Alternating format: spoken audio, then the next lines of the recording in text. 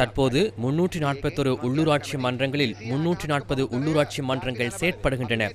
267 உள்ளூராட்சி மன்றங்களில் பெரும்பான்மை அதிகாரத்தை தேசிய மக்கள் சக்தியை பெற்றுள்ளது. நாம் அந்த 267 உள்ளூராட்சி மன்றங்களிலும் ஆட்சி அமைப்போம். இந்த நாட்டு மக்கள் தோல்வியடைய செய்த அரசியல் கலாசாரம் என்ன?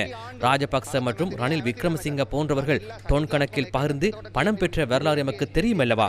2018ஆம் ஆண்டு 270 உள்ளூராட்சி மன்றங்கள் பொதுஜன பெரமுனவுக்கு கிடைத்தன.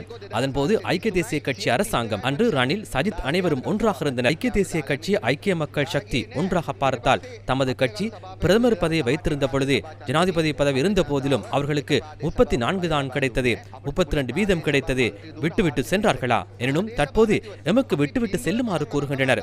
2018ஆம் ஆண்டு உள்ளூராட்சி மன்ற தேர்தலில் மக்கள் ஒரு உள்ளூராட்சி மன்றத்திலும் எமக்கு அதிகாரத்தை வழங்கவில்லை. இன்று நாம் 267 உள்ளூராட்சி மன்றங்களில் பெரும்பான்மை அதிகாரத்தை பெற்றுள்ளோம். இன்று ஐக்கிய மக்கள் சக்தி நிலைமை என்ன? 14 ஆசனங்களிலேயே வெற்றி பெற்றுள்ளனர்.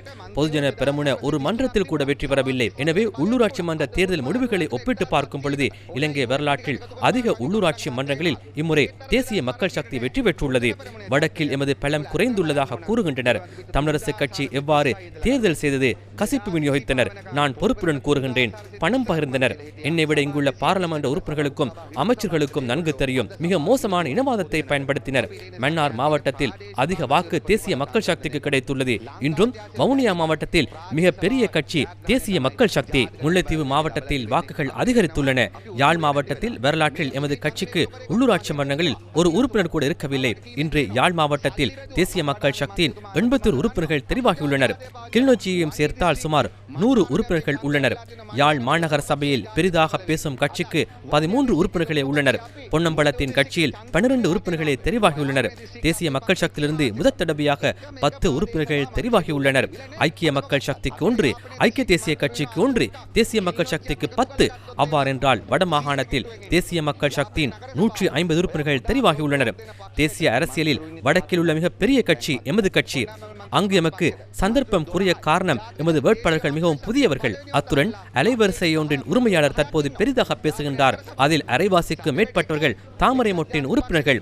ஐக்கிய மக்கள் சக்தி தற்போது அதிகாரத்தை பெறுவதாக கூறுகின்றனர். தற்போது அவர்கள் 21% வாக்குகளை பெற்றுள்ளார்கள். ஜனாதிபதி தேர்தலில் எவ்வளவு பெற்றார்கள்? 32% பெற்றனர். ஆக குறைந்தது அதனையாவது பெற்றிருக்க வேண்டும் அல்லவா?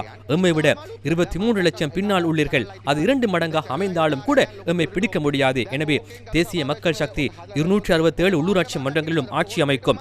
எமக்கு பாதிப்பு ஏற்படாத வகையில் அரசியல் செய்ய எமக்கு தெரியும். இல்லாவிட்டால் ஜனாதிபதி தேர்தலில் வெற்றி பெற முடியுமா?